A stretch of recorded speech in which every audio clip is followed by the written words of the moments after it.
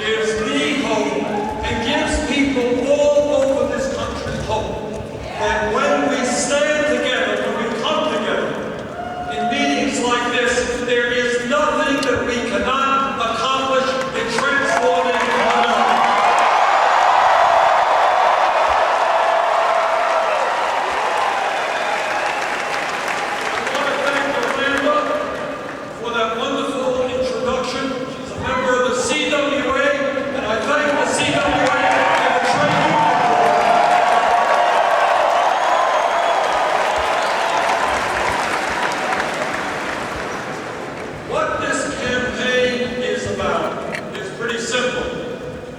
What this campaign is about is saying that our great country and our government belong to all of the people and not the billionaires.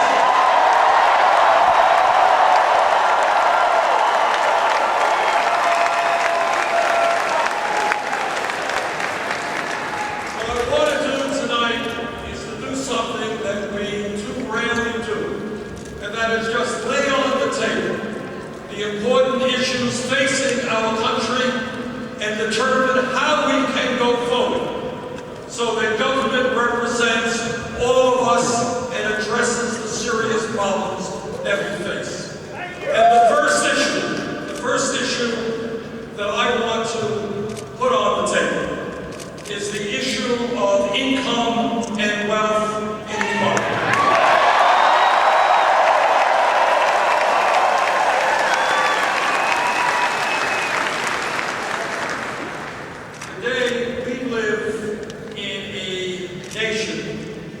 Which has more income and more wealth inequality than any other major country on earth. That is not acceptable, and together we are going to change that.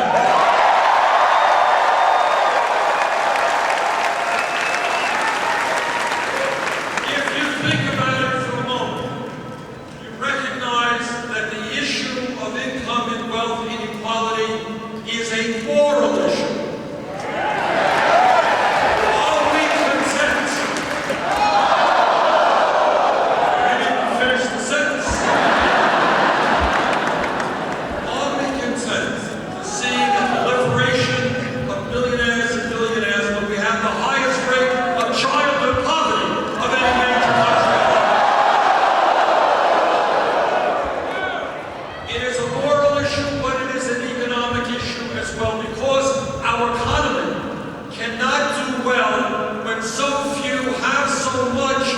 So many have so little.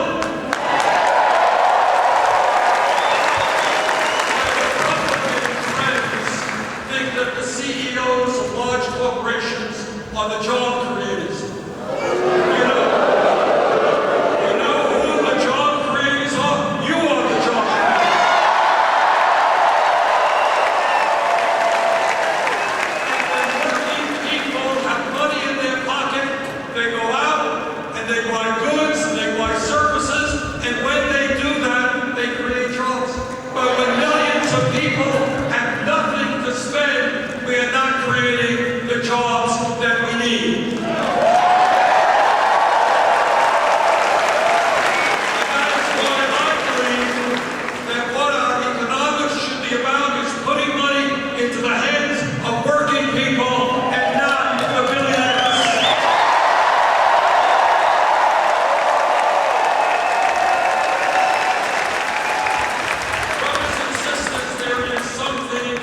Profoundly wrong when the top 1/10 of 1% own almost as much wealth as the bottom 90%. There is something profoundly wrong when in the last several years 58% of all new income created has gone to the top 1%. Profoundly wrong when one family, the owners of Walmart, own more wealth than the bottom 40% of the American people. This grotesque level income and wealth inequality. It's bad economics. It is unsustainable, and it is not what the United States of America is supposed to be about.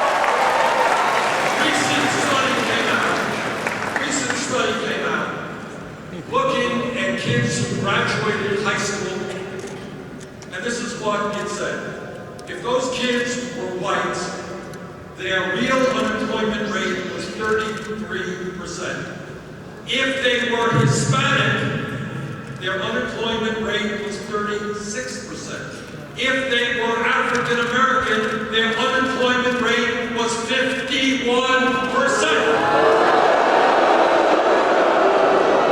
And let me tell you something else. In America today, we have more people other country on earth. And one of the reasons, aside from a broken criminal justice system, one of the reasons that we have so many people in jail is that we have 5.5 million kids hanging out on street corners with no jobs and no education.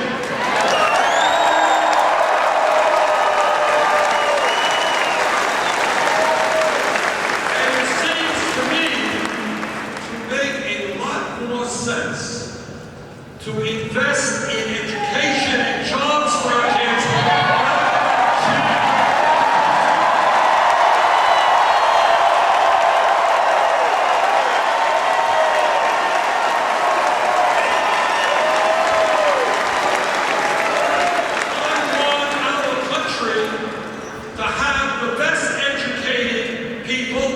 More people going to college than any other country, not more people in jail.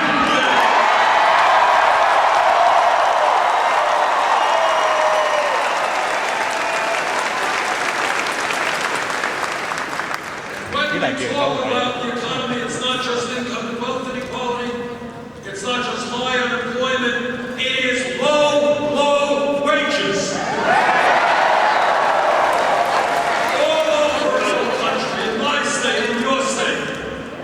People working 40, 50 hours a week, not earning the money they need to feed their families or put a few bucks in the bank. In Washington, the federal minimum wage is $7.25 an hour. Brothers and sisters, $7.25 is a starvation wage.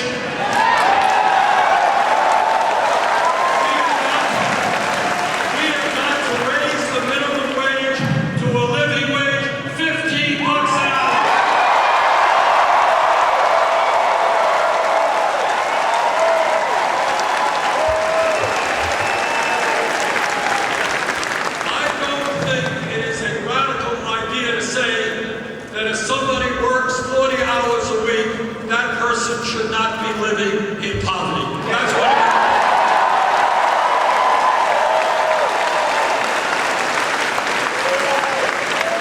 And when we talk about fair wages, we also have to understand that it is unacceptable that women today make 78 cents an hour.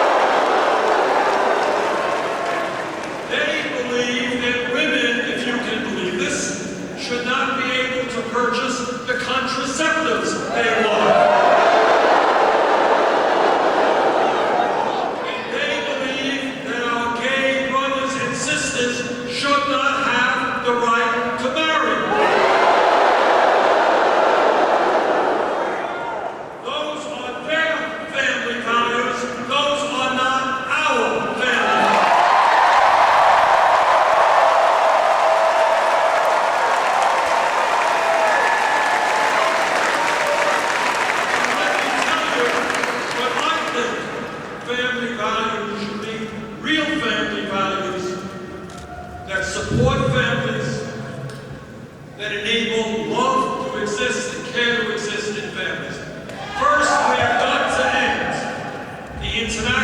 embarrassment of the United States being the only major country on earth which does not guarantee workers paid medical and family leave.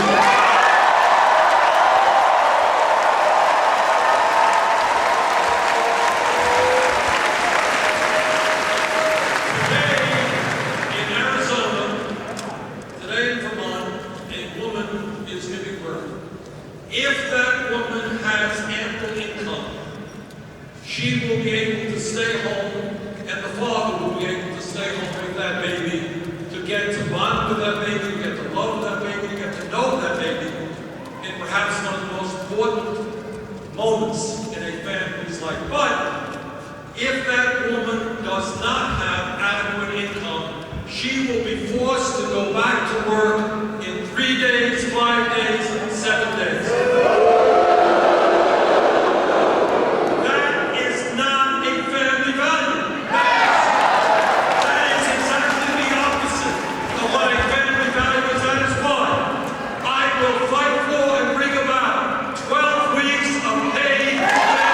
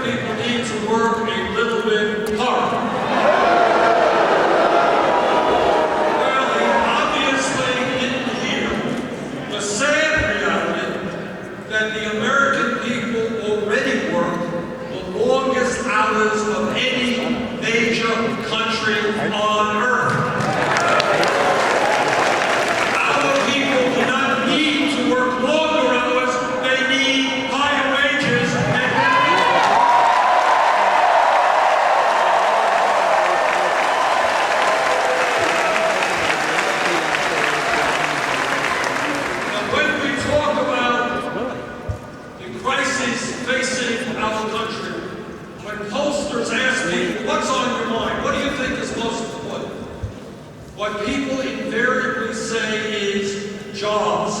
We need more jobs. Well, in my view, when we have over 30% youth unemployment, 10.5% unemployment in general, when our infrastructure, our roads, bridges, water systems, rail are crumbling, we can and should put millions of people back to work, rebuilding.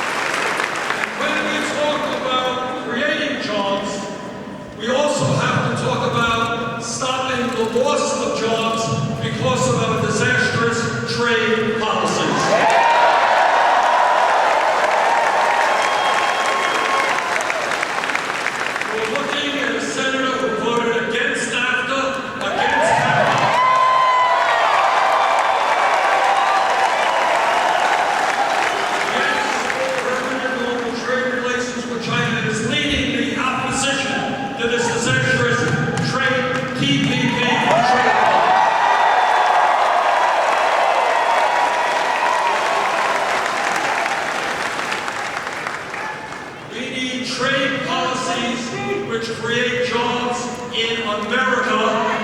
We need corporate America to start investing in America and not just countries all over the world.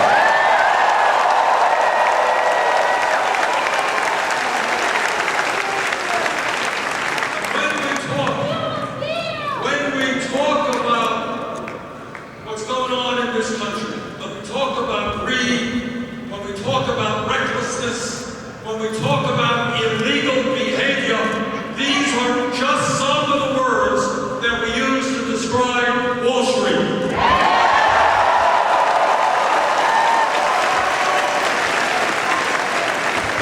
Today, the largest 6 financial institutions in this country have assets of some $10 trillion, equivalent to 60% of the GDP of America. After we bailed them out because they were too big to fail, most of them are now a lot bigger than they were before we bailed them out. In my view, if a financial institution is too big to fail, it is too big to exist.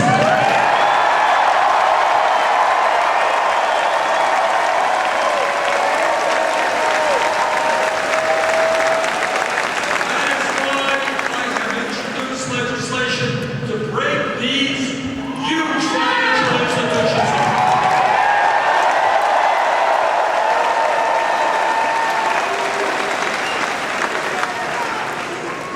Now I want to talk very briefly about an issue which in many ways may be more important than any other. And that is that as a result of the disastrous Supreme Court decision in the Citizens United case,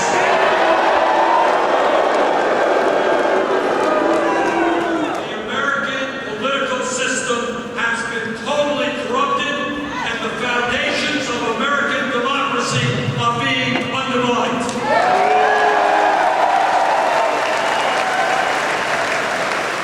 What the Supreme Court said to the wealthiest people in our country, they said, okay guys, you already own much of the economy. We're now going to give you the opportunity to own the United States government, and that is what they are trying to do. In this campaign, the Koch brothers alone,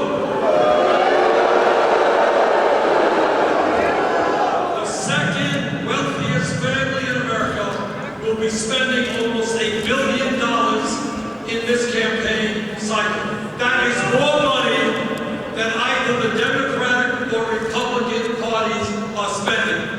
When one family spends more money than either of the 2 major political parties, that is not democracy, that is oligarchy.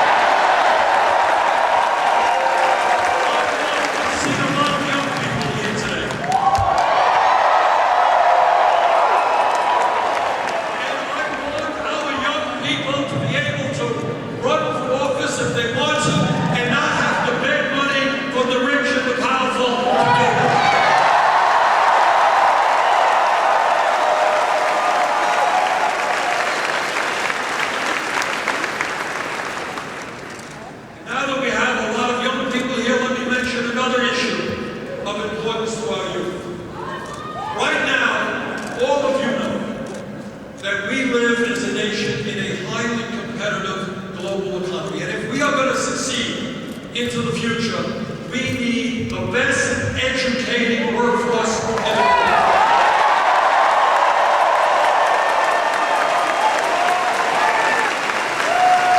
At this moment, if you can believe it, this is how crazy it is.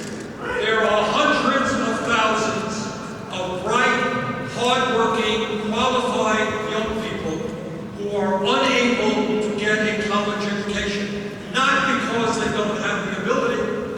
because their family doesn't have the money. So think for a moment what it means to some kid, some low-income kid, some working-class kid who wants to make it into the middle class but can't go to college because his family lacks the funds. That's wrong. And that is why I have introduced legislation and will fight for it as president to make every public college and university in America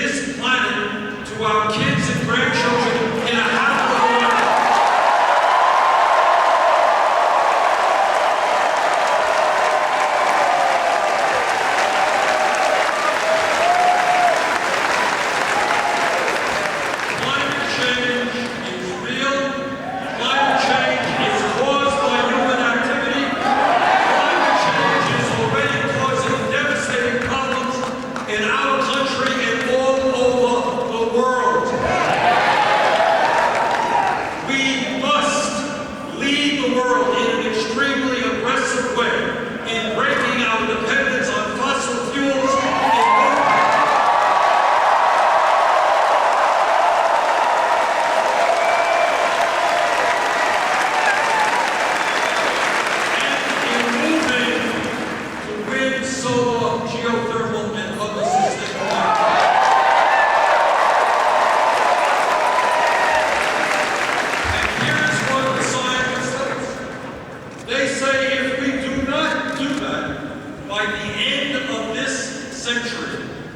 this planet will be between 5 and 10 degrees Fahrenheit warmer.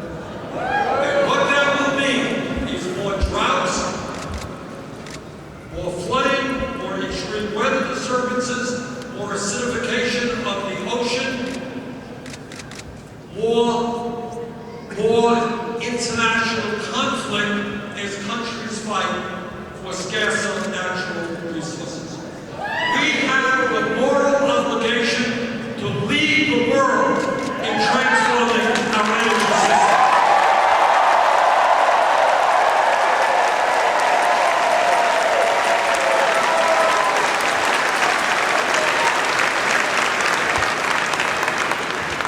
When we talk about rights, and when we talk about how the United States, in many respects, lags behind other countries, there is no issue in which that is clearer than the issue of healthcare.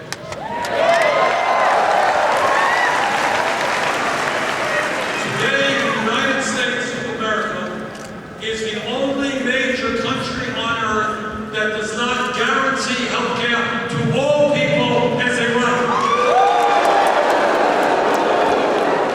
And together, you and I are going to end that embarrassment because we are going to pass a Medicare for all single payment.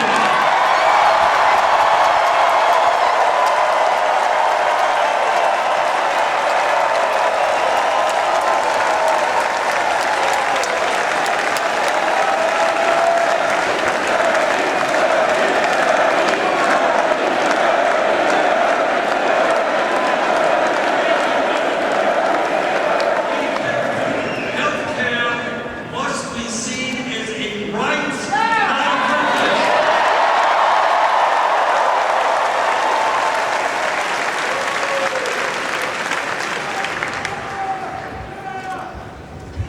What we have also got to do as we transform America is to understand a very simple point.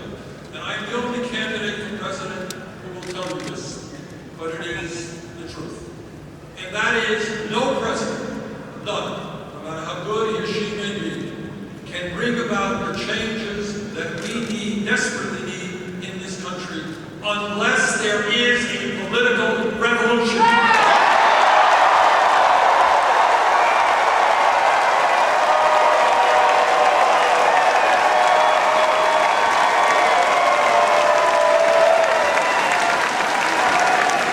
What that political revolution means is that people all over America have got to stand up and become involved in the political process in a way we have never done before.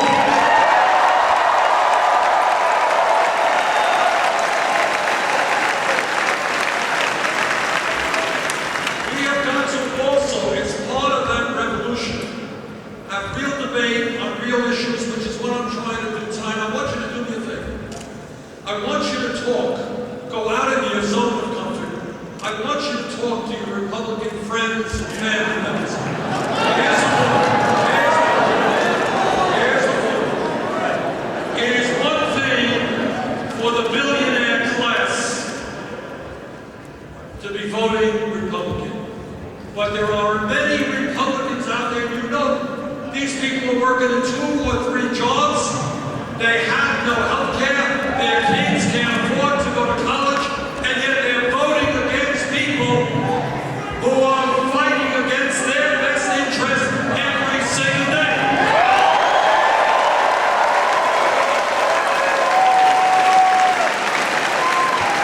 Ask your Republican friends why they vote for folks who want tax breaks for billionaires and yet they want to cut Social Security and Medicare.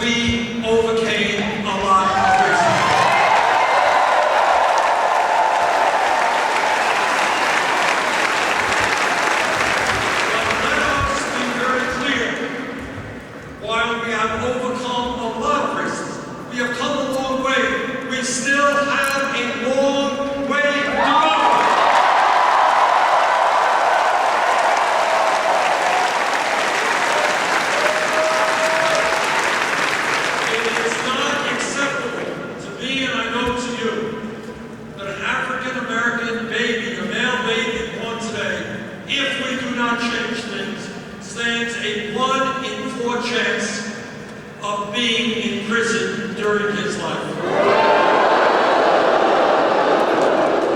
It is not acceptable to me that we have seen young black men walk down streets in this country, be beaten and be killed unjustly. That is not acceptable. Most police officers, I was a mayor for 8 years, and I worked with the police department. It's a tough job, most cops do it well. But when a police officer breaks the law, that officer must be held.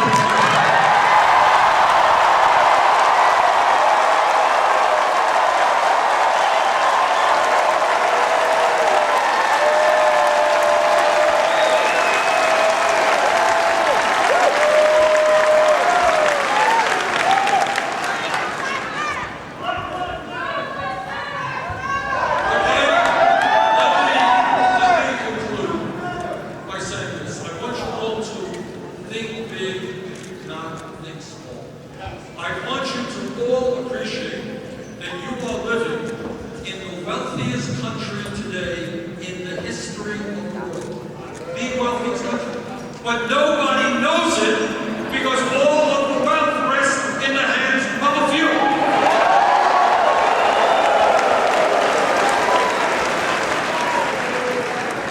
So what we need to do is to have a vision which says that wealth and income become spread out in a way that is fair.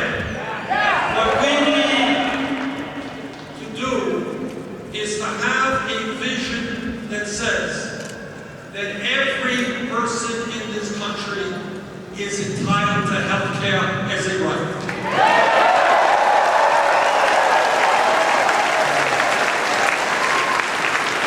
That when a mom or a dad goes to work, he or she knows that their kid in a child care center or pre-K will get the best quality care available.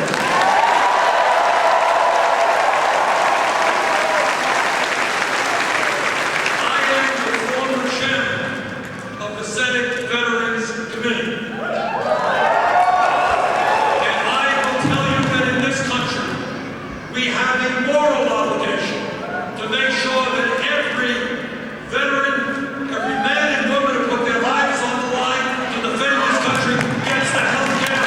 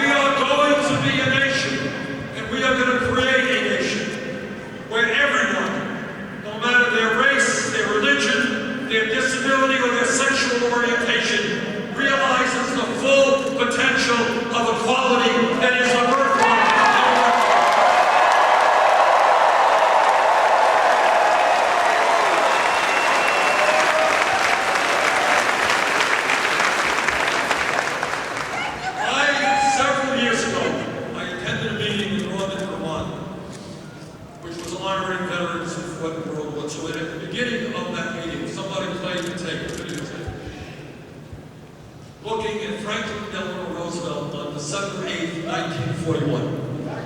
And that was the day after Pearl Harbor. And what Roosevelt was doing that day was declaring war against Japan, and so he declared war against Hitler and Germany.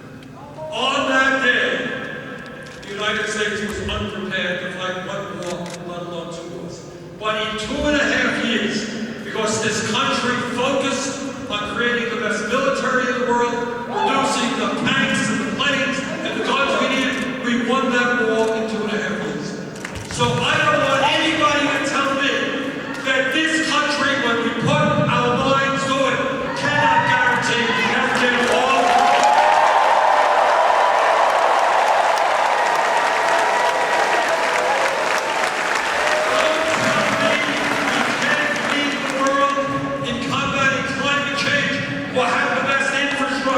In the world.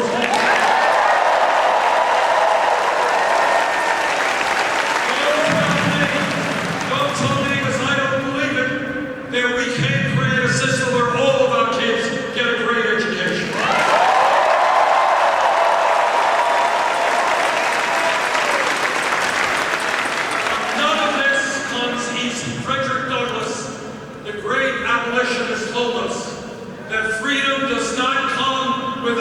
struggle.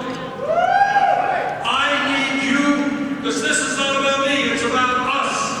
We need to stand together to make that political revolution where we create in America and a government that works for all of us. We can do it when we stand up.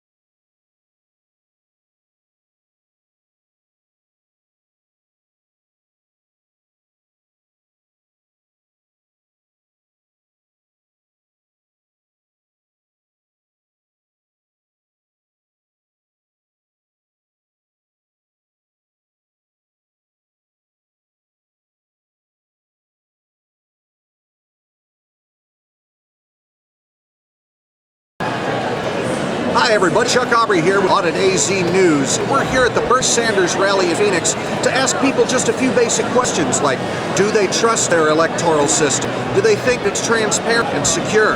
And if so, why? We'll be back with a few of those interviews after this. How long have you been here in Arizona? I've been in Arizona for about an hour and a half. We drove in from El Paso, Texas, just come see Bernie. All right, welcome. Well, tell me something. Do you think that the electoral system in this country is secure and safe? Maybe for the wrong people, but not for the masses. Well, okay, what makes you say that? Well, what was the deal about controversy about the vote counting in Florida for the Bush election, and you know, the whole electoral college thing, and it all just it leaves too much up for corruption. You know, the electoral process should be for the people, and I think that's what Bernie's going to bring back. Excellent. Sure hope so. Thank you for your, Richard. Thank you.